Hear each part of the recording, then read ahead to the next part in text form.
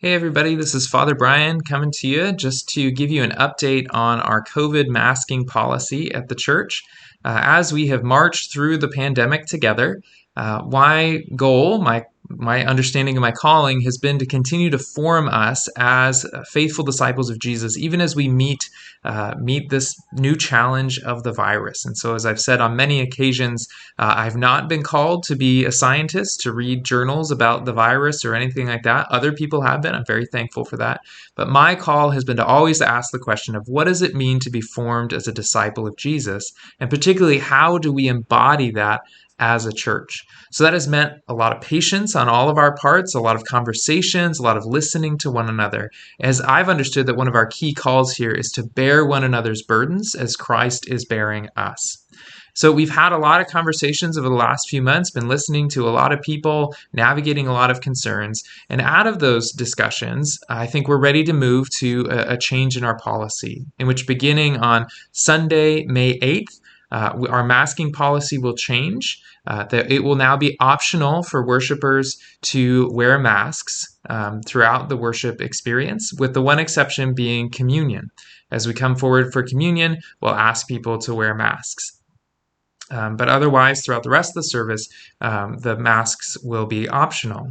And again, this is listening to others and trying to figure out, okay, how can we all be together? How can we bear one another's burdens as we continue to bear witness to the difference that Jesus makes in our lives? I want to emphasize that we will continue to have the shaded seating area outdoors for those who don't feel comfortable with this or would rather be outside, either masked or unmasked. And we want to have that option so that we can continue to be together as we worship together. And our hope is that continues to be a good option for people as we seek to be united as a congregation. Now, so we'll make this change on Sunday, May 8th. And we'll understand that people will navigate this in different ways. Some people will show up still wearing masks, others won't. Something that I'm aware of from reading the Old and New Testaments and church history is that Christians love to find markers of righteousness that are not faith in Jesus Christ. This is just what we do. This is, as human beings, we love to be able to distinguish and say, I'm better than you because of X, Y, Z.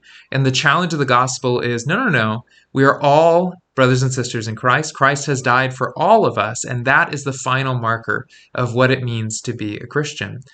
So as we enter this new phase, we will now have a visual marker that in our sinful hearts we might use to distinguish somebody. Either they're wearing a mask, therefore they are less than, or they're not wearing a mask, therefore they are less than.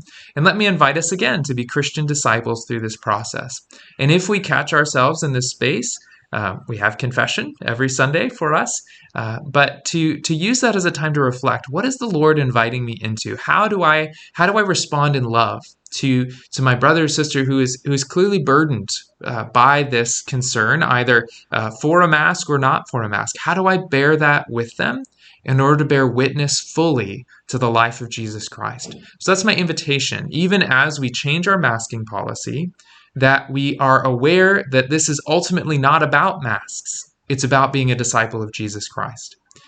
So if you have concerns or comments or questions about this process, please feel free to reach out to me. You can also reach out to our rector's warden, Tasha Wade, or our people's warden, Wendy Storer, or any other staff or vestry member. We want to continue to hear one another as we walk through this season.